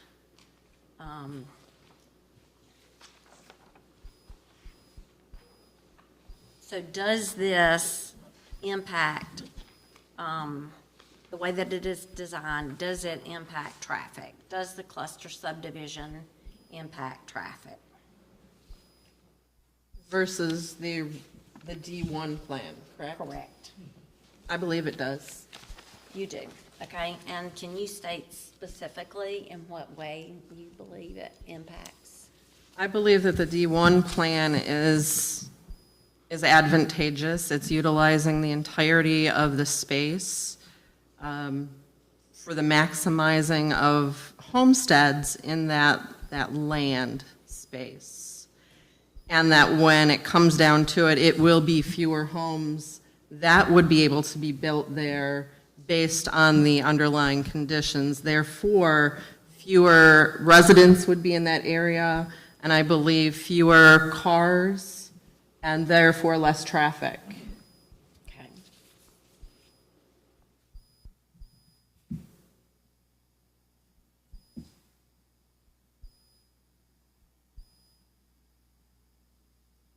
And y'all bear with me because I'm writing this down because it has to go into our order. And it is something that can be challenged, so I want to be really clear in whatever we write and vote on, so please be patient as we do this. So, so Nikki, so you believe that ultimately there would be fewer homes resulting in fewer drivers, fewer vehicles, and less impact. Conversely, and I'm adding to what you're saying, that this will have the maximum amount of homes with the maximum amount of drivers and traffic, exact. And so it will be more than the D5. In theory. In theory. In theory. In theory. Marlon, Ray, any comment about the impact on traffic? I tend to agree with what Nikki has said, because that was one of the first questions that I asked was, you just sort of draw the boxes to see how many lots can we fit in here without really looking at the terrain and everything. And because they're able to sort of squeeze in as much as they can now, they can then move it to the other plat and maximize the number of lots they have. I also had some concerns with the traffic study because, and I don't know if this is the way the regulation says for them to do it, that they only need to go 500 yards from the entrance on either side, in which case it's a legitimate traffic study on their part, or is it open boundaries where they could have gone down and looked at Langford and looked at Blythewood Road so that we would have a better idea of the true impact of the traffic You know, the only thing that I have is sort of a limiter for me on that is there's a lot of lots that are in the county that are north of us, and there's Fairfield County lots that we have no control over. So we may stop 280 cars here, but someone could easily be throwing 600 cars in tomorrow. And the real solution for the traffic problem is at the county level and at the state level, because it's gonna be, like, I remember when they did Clemson Road and Killian, I mean, that was like a $10 million project, and they're gonna have to do something crazy like that here. But I am concerned about the traffic. So do you think that the cluster subdivision creates a greater traffic problem than the regular D1? I think it potentially does, because we don't know what the true restriction on the lots is from the D1.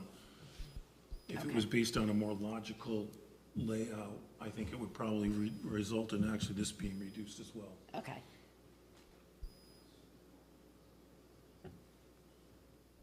Anything you want to add, Marlon? No comments, ma'am. Okay. All right. The next criteria is around vehicle and pedestrian safety.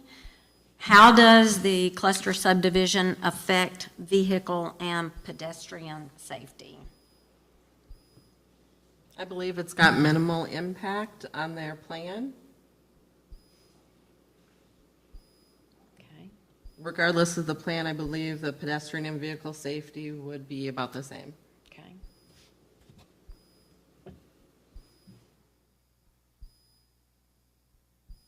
Ray, Marlon, anything you want to add to that?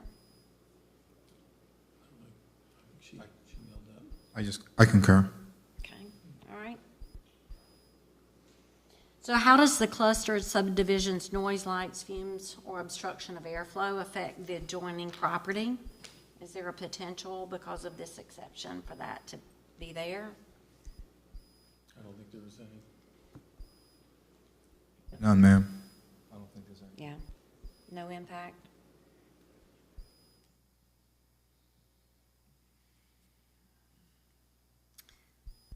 The next one is there an adverse impact of the proposed use on the aesthetic character of the area? By granting this exception, would we impact the aesthetic character of the area?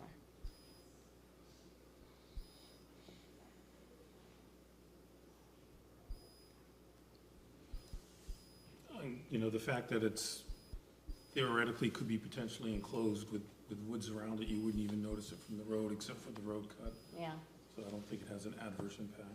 no impact.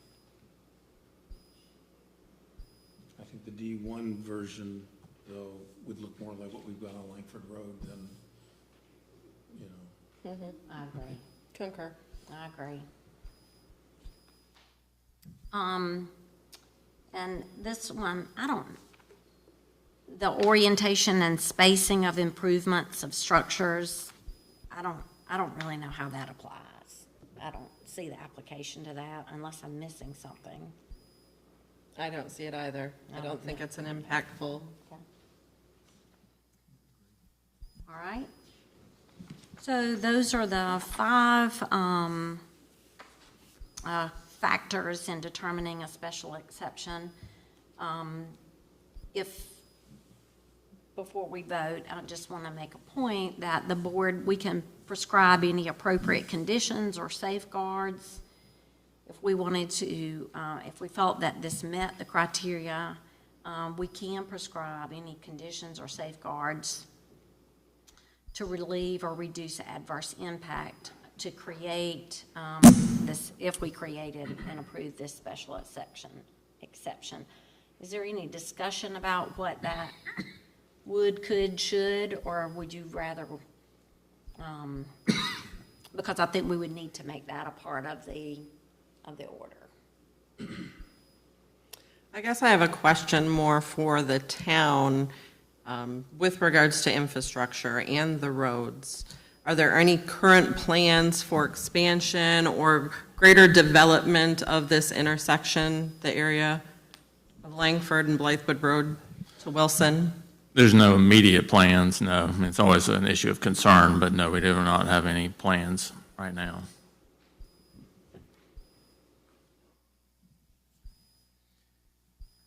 I have a question as well. As far as like bonding or asking for a trust to take care of two things. One, bonding the community itself to ensure that they do the right things as they transition through the process. If we do go ahead and grant the special exception, is that something that we can address? Then at the same time, can we address possibly a trust to ensure that we take care of our wetlands and things like that, just in case the conservation side of it, asking them to be, mindful of what they do. So later on, if something occurs, we have a trust in place to be able to take care of that. And those are details that I think would be worked out as they move through the process. I don't have the answers to that right now, but I understand the concern.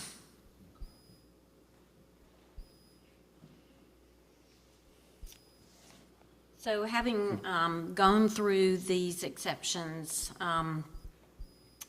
at this point in time, and y'all correct me if I'm wrong, I'm just putting this out there, that to grant a special exception, it would need to meet all 5 of the conditions to meet the special exception. At this point in time, it meets 4 of the 5. If there is some discussion about the traffic, to have further, because that is the sticking point on this. So I feel like we need to discuss that a little bit further, just to be real clear about that.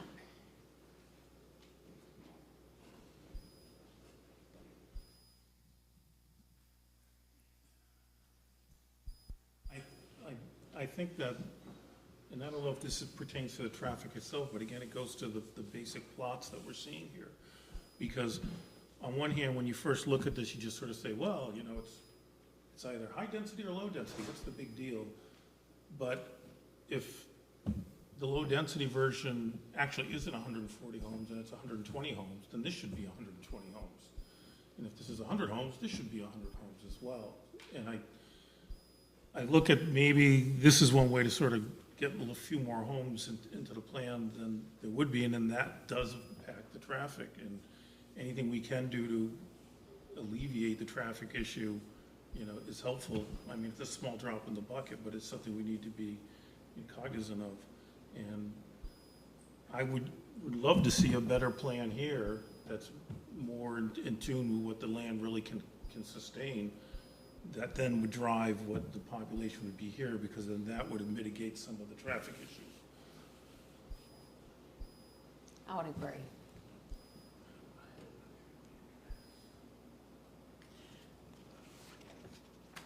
So in taking that theory, I was kind of contemplating it in the exception plan.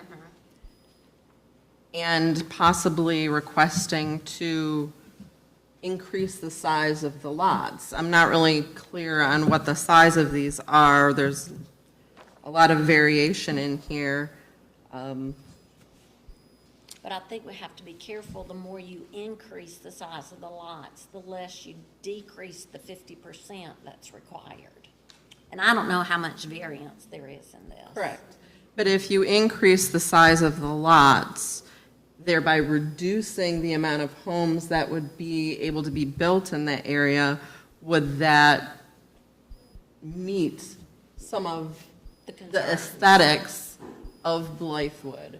That this community would kind of conform or have the same feel as the other neighborhoods that many of us live in? Right. Those are just questions coming through my mind right now. Sure. I understand it was probably put together to maximize the space. Yeah, I understand that for business-wise.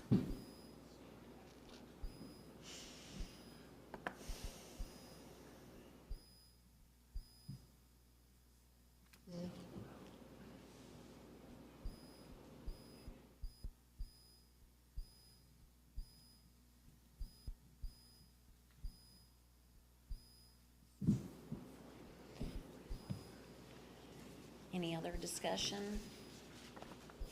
Do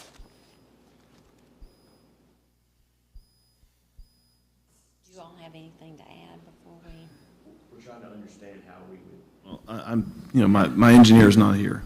So he's watching video online, I guess, so I'm getting some text from him. So, and of course, this is certainly going to sound like from someone that's trying to sell his position on this, but the lot loss is be very, very minimal. I mean, you're talking about 120 lots. He's saying that maybe 138, 137 lots. So you're talking about a difference of traffic impact of 3 homes. And we performed a traffic study, which was requested of us and a requirement of this, and it says no impact. So we're all sitting here, I understand, putting our opinions forth, and that's fine, but the traffic study done by professionals shows no impact. At McLean and Langford. Right.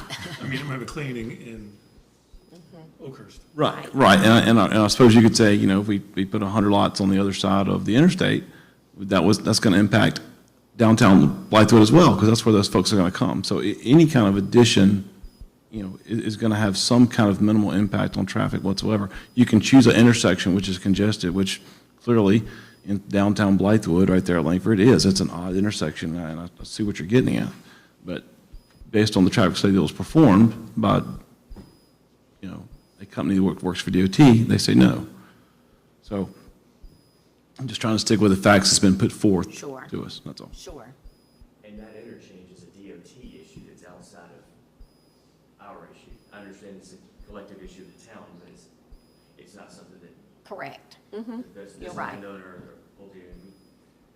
Right, To Ray's point earlier, somebody could put a 600 home right outside, right down the road, and Kimley Warren's right back here. and we're going to be right back in they're still going to come that way.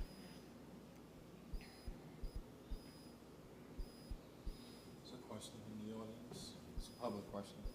Are we allowed to make an additional comment? Certainly.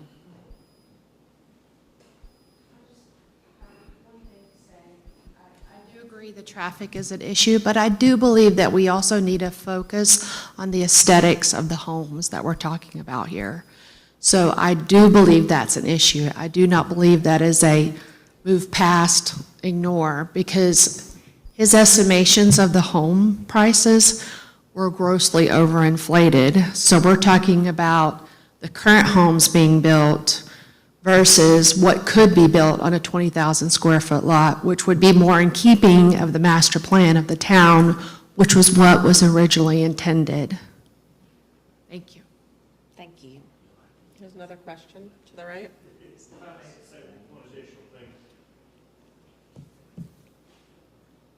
Like I mentioned earlier, I work in a lot of subdivisions, and there are subdivisions that are more primarily blue collar versus white collar, and that does affect traffic a great deal.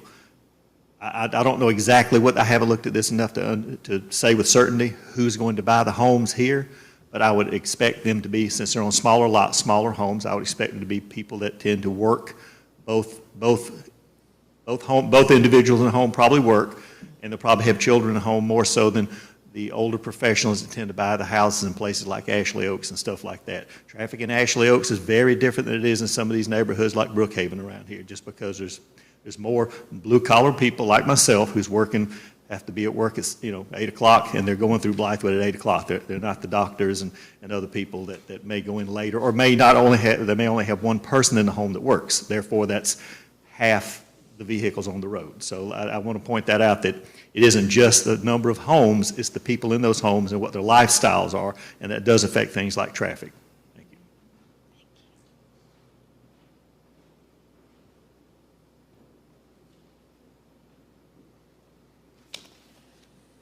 you. Okay.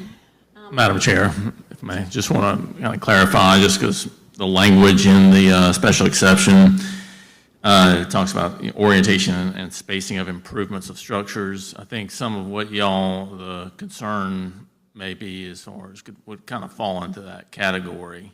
You're talking about orientation, as we didn't really explain that very clearly, but I mean, that kind of gets to the homes themselves. I mean, it sounded like that was a concern, so I just wanted to say that falls in a category of orientation and spacing of improvements in that criteria.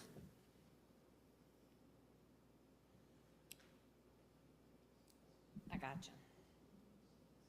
Okay. So, could I ask for a motion to approve or to not approve the special exception, and in the motion to state how it fails or meets the criteria? Anything else? I would just say if you want to put any, like the condition, I mean, if you want to say something about the conservation subdivision criteria that's, coming up, that could be a condition. And then the condition of the lot, what we looked at initially, about the setbacks and all that, that needs to be part of a condition if you make that motion as well. Just want to kind of. So in other words, if it was approved, we need to state that this would only apply if the conservation easement is approved by the Planning Commission.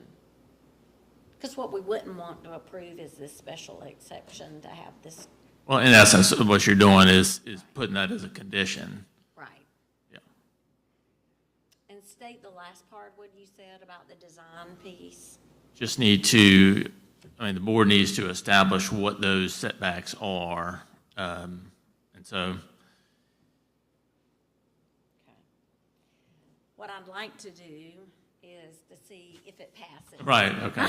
But if you have maybe two motions, if that's right. the case. So let's do that. Let's entertain that. If it does pass, then we will just discuss the establishment of those design criteria in another motion. So we won't hash that out unnecessarily if this does not pass, so. Actually, I'd like to motion for a quick break, maybe about 5 minutes. Sure. So that we can just process. Gather our thoughts on this. Certainly. That would be, is that okay with you? Can I have a motion then that we take a small? I would just advise you, there can't be any discussion about it during the recess. Exactly. Right, yes. okay. Understand. Yeah, that's fine. But just give us a few minutes. Certainly, yeah. It's all, Process. this is the process and digest this, so thank you. So we're going to take a 5-minute break and 7:27, so we'll reconvene at 7:32. Sounds good. All right, thank you.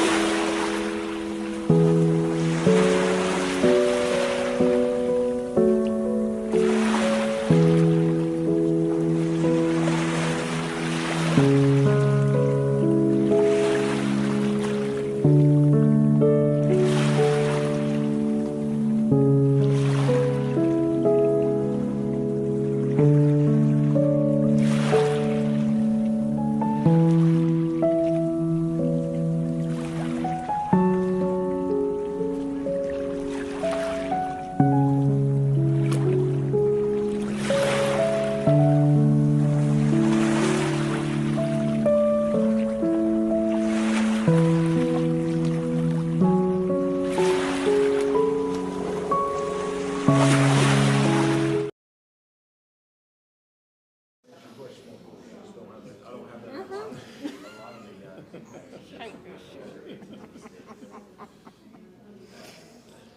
what time are we?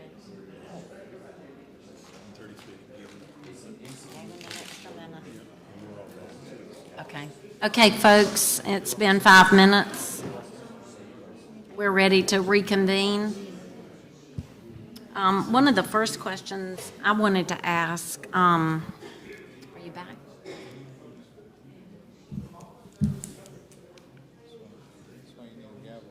Really?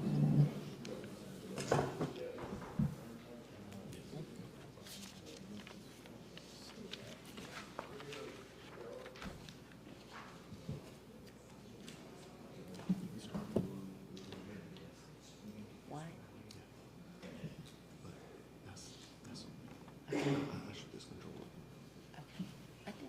You started that. Never mind.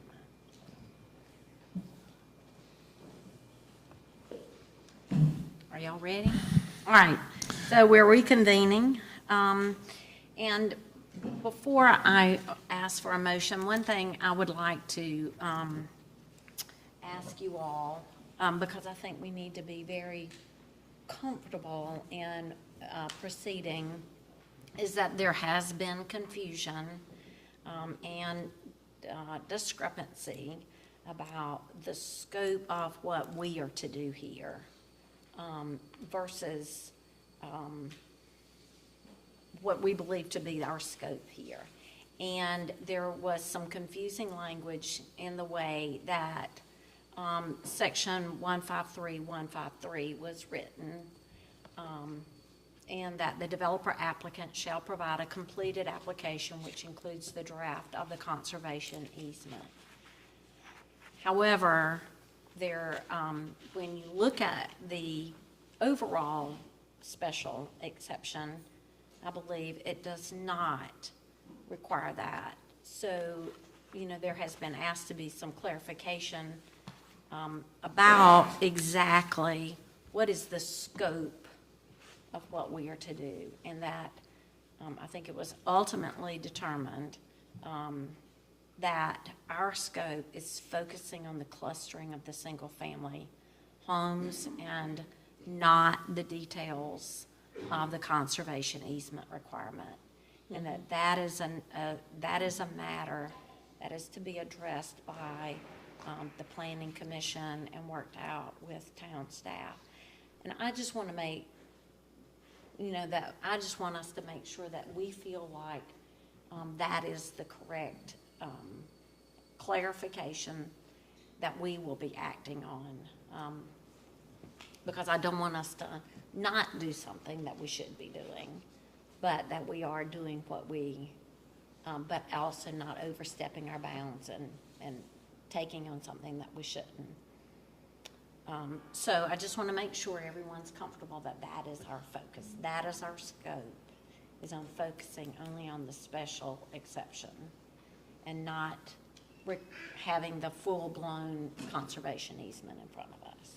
So how do y'all feel about that? I'm not trying to belabor that. I just want to be completely clear and thorough. Concurrence with what you say, and it fits in with what the legal opinion was.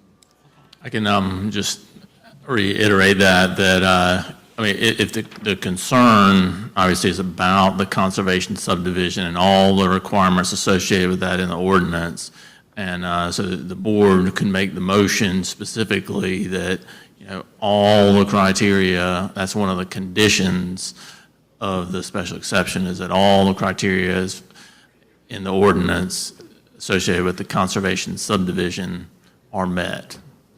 Okay. I mean, just so y'all know, leaving here, that it's clear that the applicant is going to follow all the requirements. Okay. That's just an option for a condition to kind of clarify that. Okay, so having said that, you've heard the additional clarification there. Are you all ready someone ready to make a motion based on the information that we've been put forward?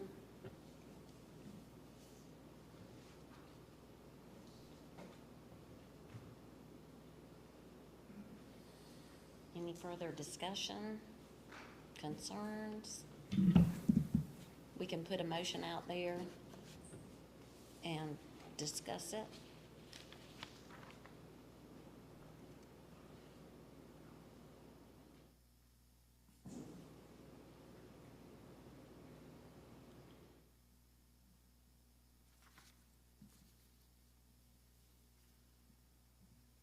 Do we, besides the traffic, do we have any other issues? Speak into the mic, I'm Mr. sorry, Fantone. thank you.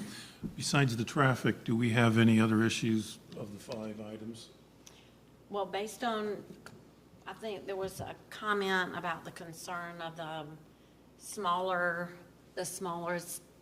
size lots might have a different look and feel house that was intended. And if that is the case, that would fall under item 5 about the orientation and spacing.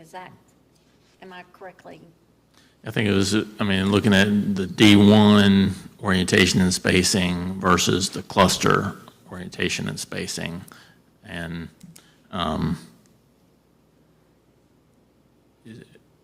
so there's a difference there. So that's why if you're making a distinction between the structures in D1 and structures in cluster, that's kind of where that item would fall. But a difference doesn't necessarily make it negative, right? I mean. Yep. Well, I'm trying to figure out how to phrase this. And the simple way to phrase it would be that I move that we reject the application based on the traffic impact.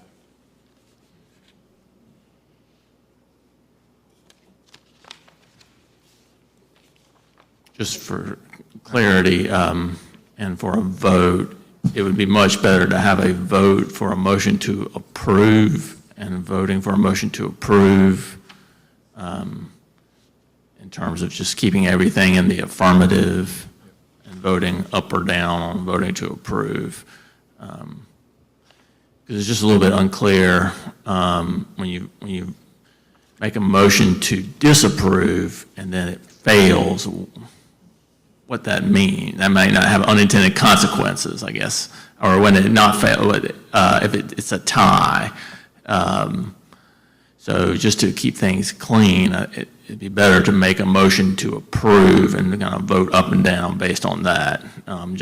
Because we have 4 particularly, and if there were 2-2, then it just, a failure to disapprove, what does that mean?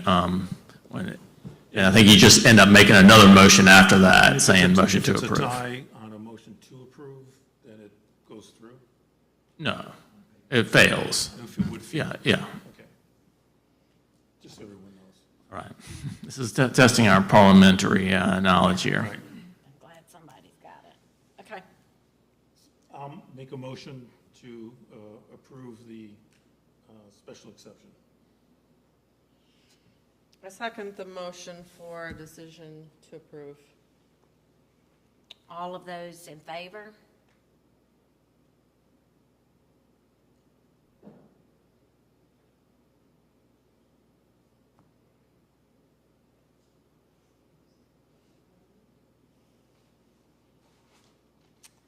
I am in favor.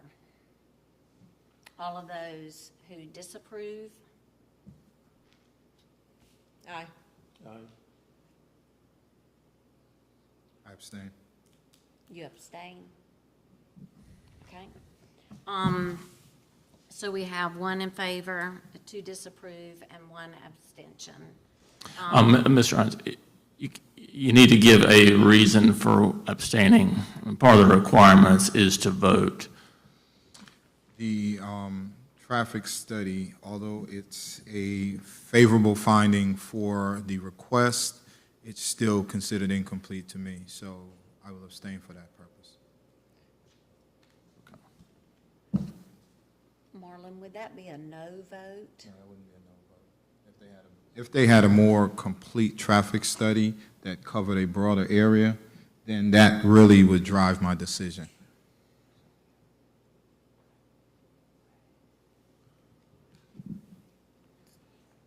So is the abstention, I'm just trying to, is the abstention because you feel that the information is incomplete?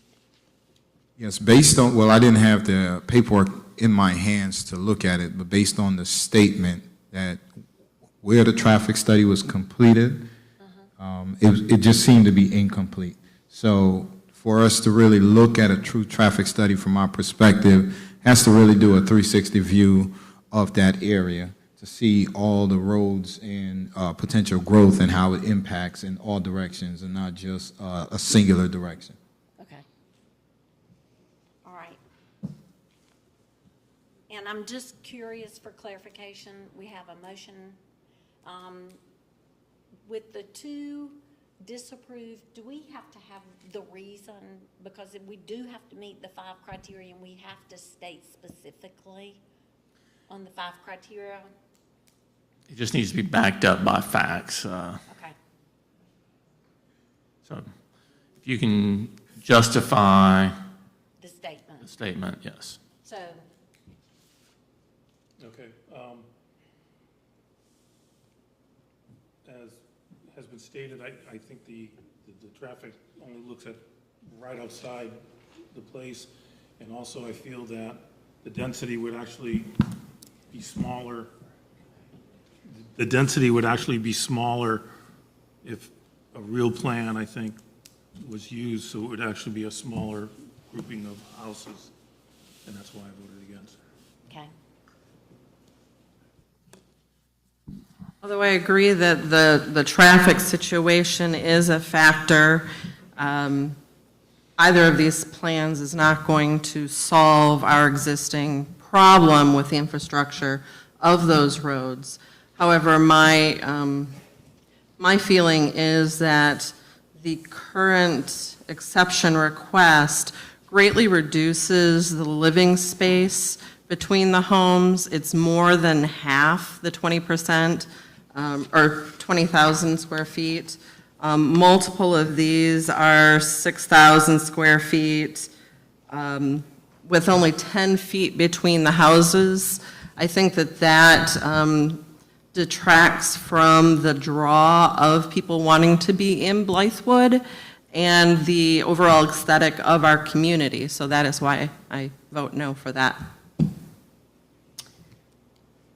So, the motion to approve does not carry, based on the fact that it does not meet, and I hope I'm stating this correctly, 2 of the 5 criteria. One is that the cluster unfavorably impacts traffic, and that the orientation, and that it does not, that it would adversely impact the orientation and spacing of improvements of structure. Is that fair, Nikki? I believe so, ma'am. Okay. All right. With that,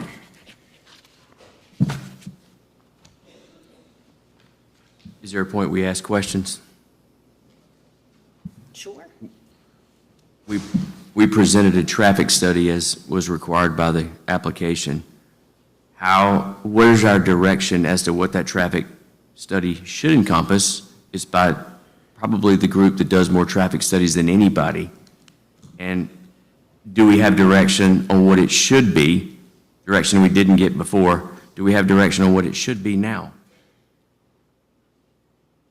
I would presume that any traffic study that is done for a community should take into consideration the primary intersection that those living in that community would need to go through. And the roads that were considered are not primary intersections. There's no traffic lights that people would need to go through, and for me, that was impactful.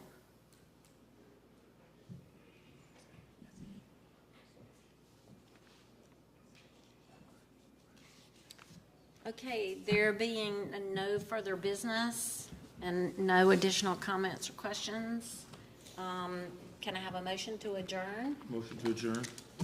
Thank you. Second? Motion seconded. All in favor? Aye. Aye.